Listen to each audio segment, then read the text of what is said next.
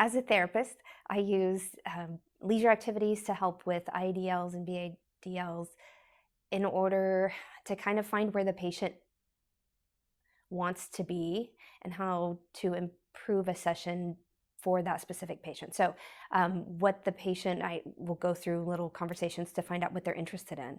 What are your leisure activities? What did you do before this? This stroke doesn't define who you are. You are still the person that you were before this happened. So let's get to know you. And whether the patient can explain that or not doesn't matter. You can get that information some other way, if it's from a family member or calling somebody on the phone if there's no one else present. Either way, you get that information and you build on it. I had a patient that loved putting airplane models together, and I know nothing about airplane models, but I looked at it and I thought, this patient, he needs to be working on reaching and leaning forward so that he can transfer and he can stand up and he can get to the toilet and he can wipe his bottom and he can tolerate doing all these other things. But what does he truly enjoy? He enjoys these model airplanes. So I would print out different things from the internet of model airplanes and little pieces of airplanes, things I didn't know, and then label them. And I would have him reach for one part of the puzzle and have him match it to another piece.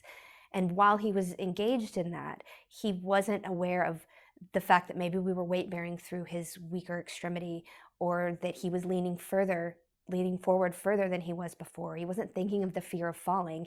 He was excited about this passion he had prior to. And it made the session for him go by really fast. And for me, I was able to get more done because I wasn't focused so much on calming him and giving him a sense of, hey, I've got this, trust me. His focus was on the model airplane. But you can take that outside too, and it doesn't matter what their passion and leisure activity was before, whether it was movie watching or reading books. You can still do something as simple if you have no other tools around.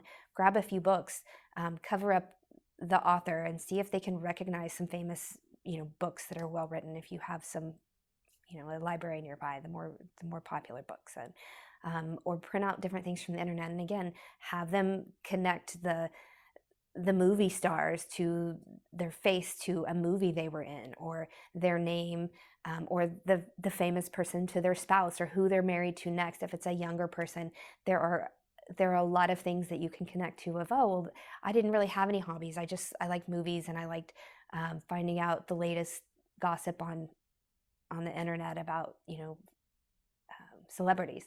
So you can use that. You use the little bitty things that people don't think was their leisure activity. They don't think that they had a hobby or an interest.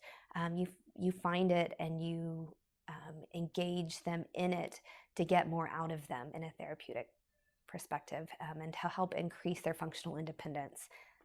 So you kind of get to do two things at once. You focus on something they enjoy, and you get more out of them at the same time.